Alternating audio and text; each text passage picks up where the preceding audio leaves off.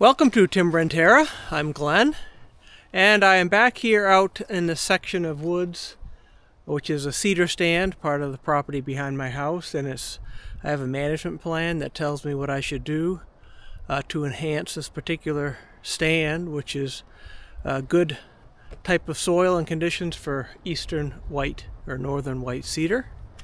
So that's what I've been doing. We've been out here for a while in this silviculture series, just because it's sort of carrying out my management plan, which is silviculture, deciding what to cut, what not to cut. But sometimes you don't have a choice. So we did have a windstorm sort of after the ground started to thaw, which is makes things like this prone. Uproots, I have one there and two over there. One you can see the green top, and the other one is beyond it, so it's actually stuck in the trees, so you may not be able to see it. But the other thing we're doing here is just taking care of some junk like this one, which didn't so much uproot, but I think it just sort of bent over from being dead and rotten. A bunch of these gray birch I just cut down and lay on the ground. I talk about why that is, and for the seeds of the white cedar, which tend to germinate best on rotten wood, which is why my management plan has me cut a lot of this stuff and just sort of leave it and deaden it. But for now, other stuff. So I want to cut this down, which is hopefully a decent couple things I'd like to happen. One is for this to be a decent saw log.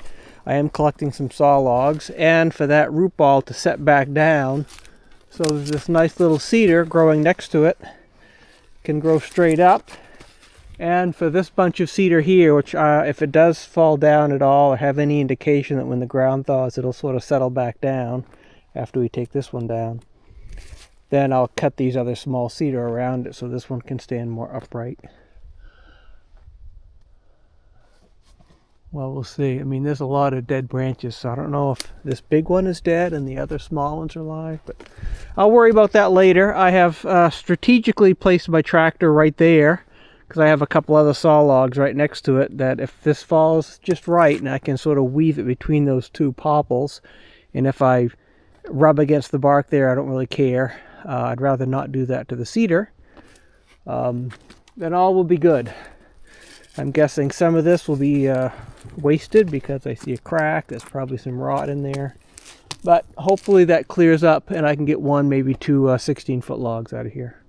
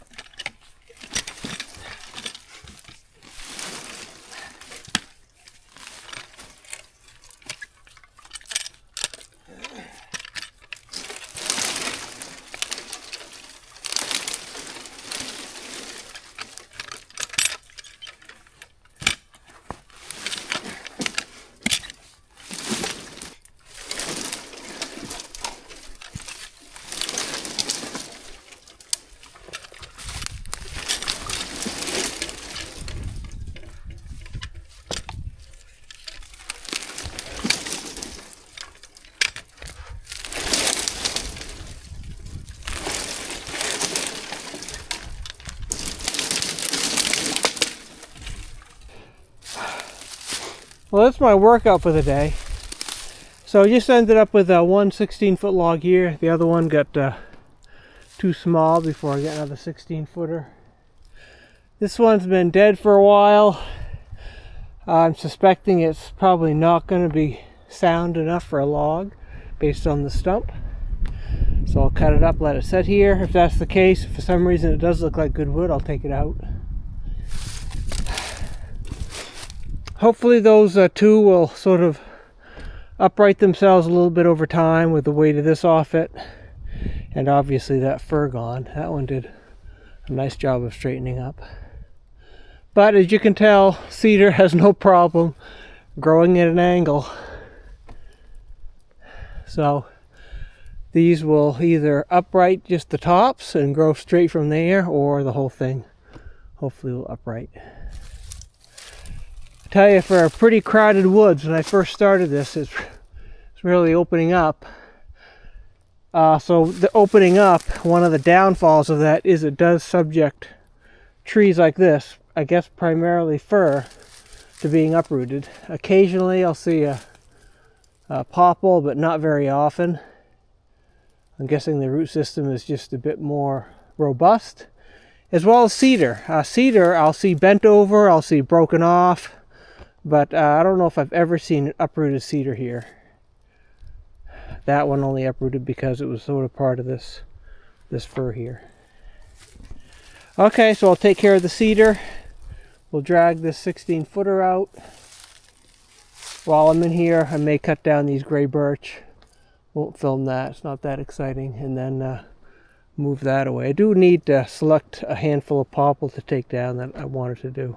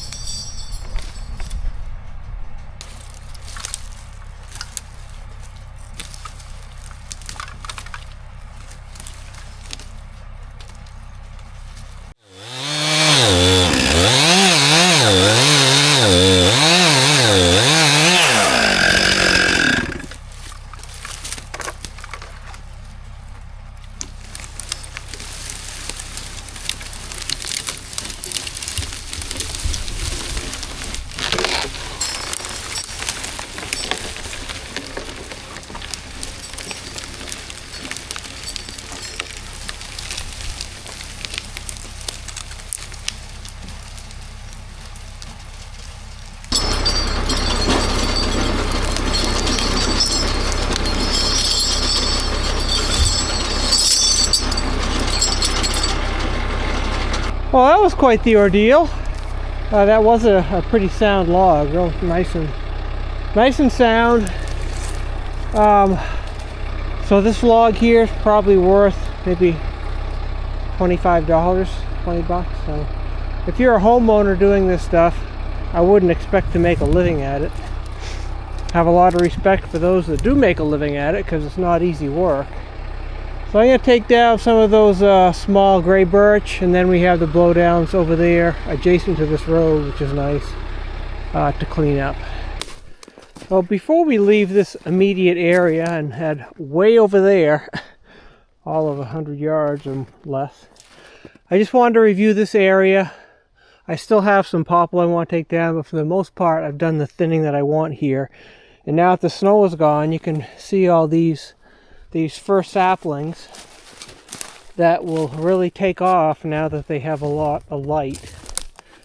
And there's one spruce in here somewhere, which I'm more excited about a spruce growing, be it white or red, rather than fir. But fir is fine. There it is right there. So that lighter sort of olive green one is a spruce. And with the sniff test, I can say if it's white or red. It's white.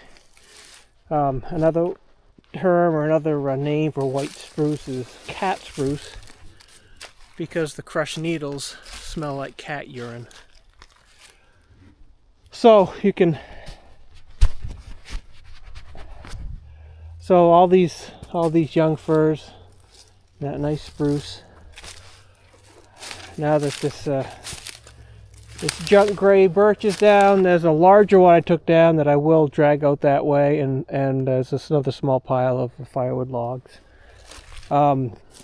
Generally, I don't worry about firewood with the gray birch. It doesn't have a lot of BTUs, and it doesn't split the easiest. It doesn't dry the easiest, but sometimes I'll just take one just because. And here, they're just all over the place. Like I mentioned before, balsam fir around here is multiply like rabbits. So there are some dead trees that I'll leave, as they're not in the way of anything. Can let whatever sort of wildlife and insect life have their way with it.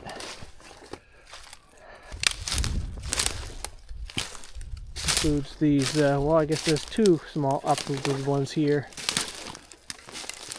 So it looks like one of them will probably have one saw log in it. The saw logs need to be a minimum of 5 inches diameter at the top of a 16-foot log. Anything smaller than that I'll drag to the edge of the road, and the road is right there, for my poles for the corduroy road.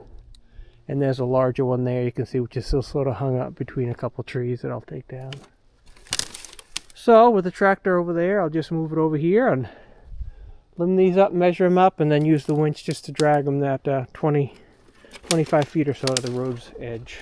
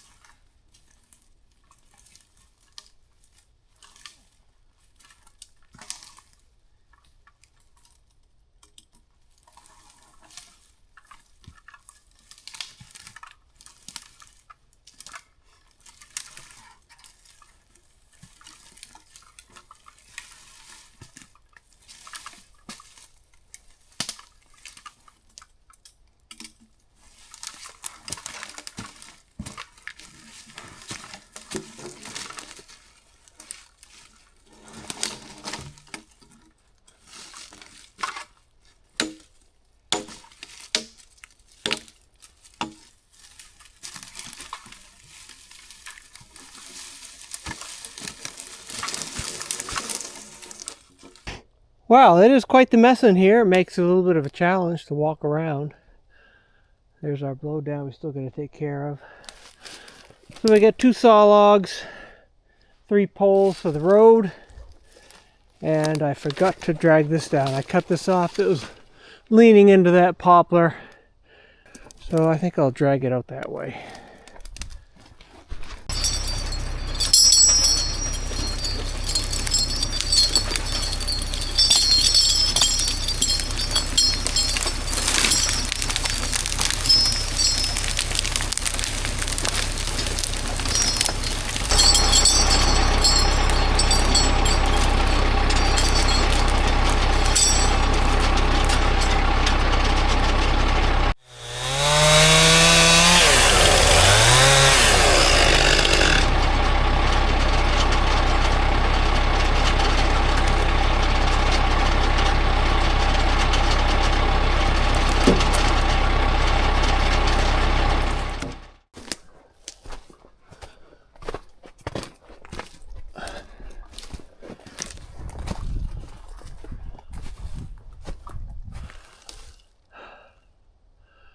Well, game plan for this, if I was taller, you know, like 8 feet instead of 5 feet something, I just reach up there, cut that. Tree would fall. This would just fall off that way. But that's not in the cards. So plan B, I'll cut the end off, check for butt rot.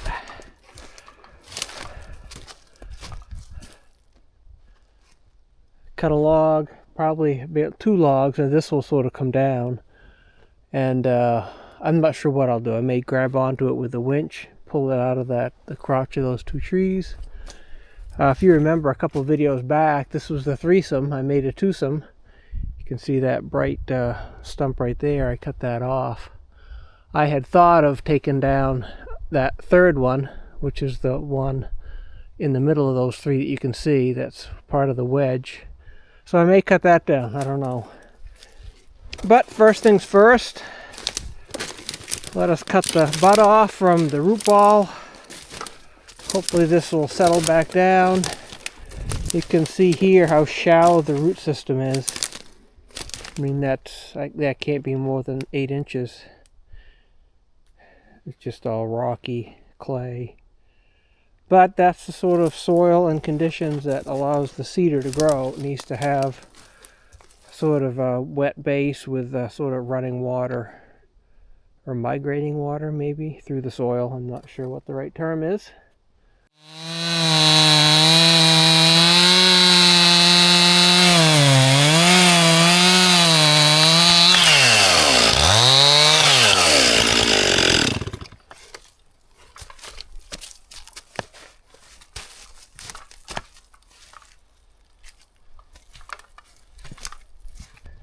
But actually looks nice and sound.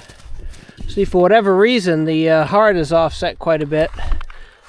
But it could be just the way the root flare is. Maybe you get up here, the heart is centered more.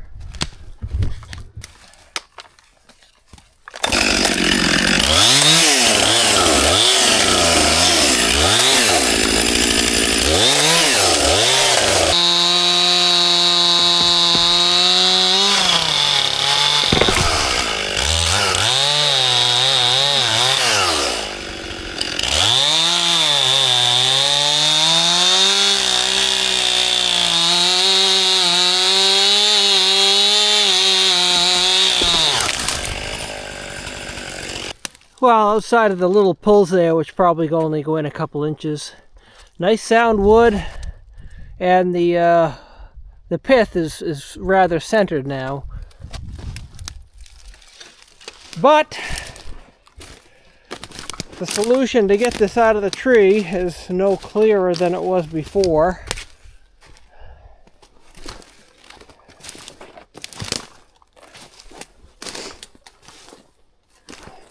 It's not fun limbing trees with a chainsaw over your head. It's probably not the safest thing in the world either.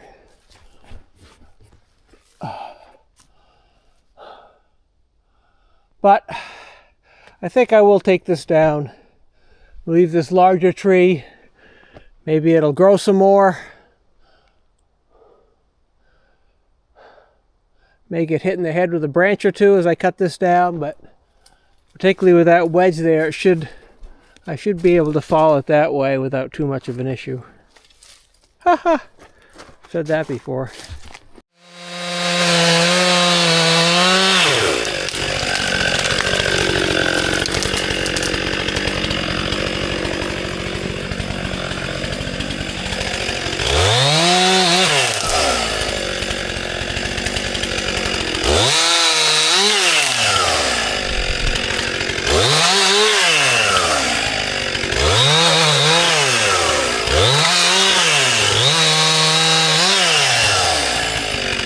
Well, that's not half bad, I guess.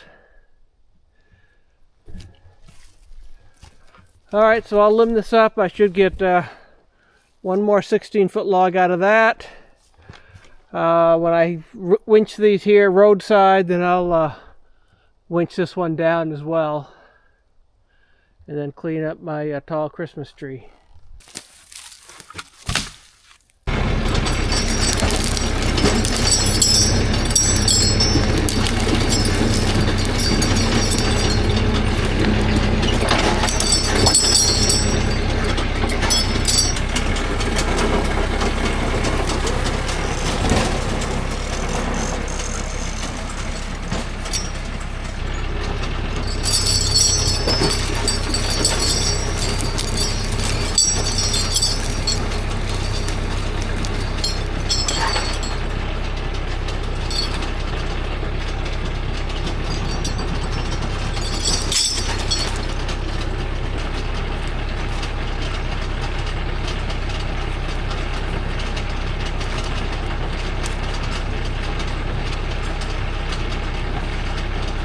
I just don't want that sticking too much into the road, and got it a bit further there than I wanted to.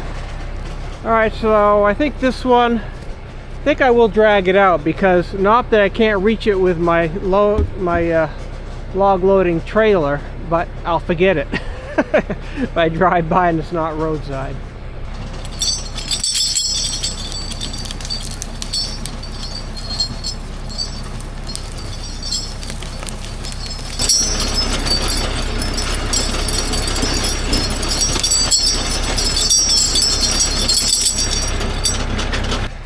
So a bit of a tangled mess there, because I have two products, firewood and saw logs. I guess that's what the grapple's for on the trailer.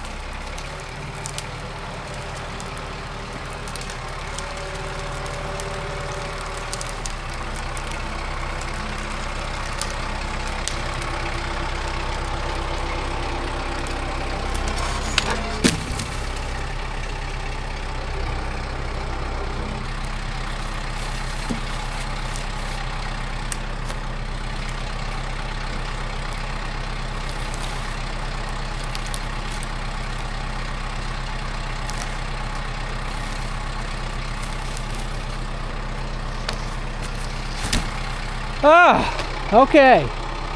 Well, we are done having fun for this afternoon. This is mostly done. Darn it, I still have the popple. I want to take down a handful of them over there.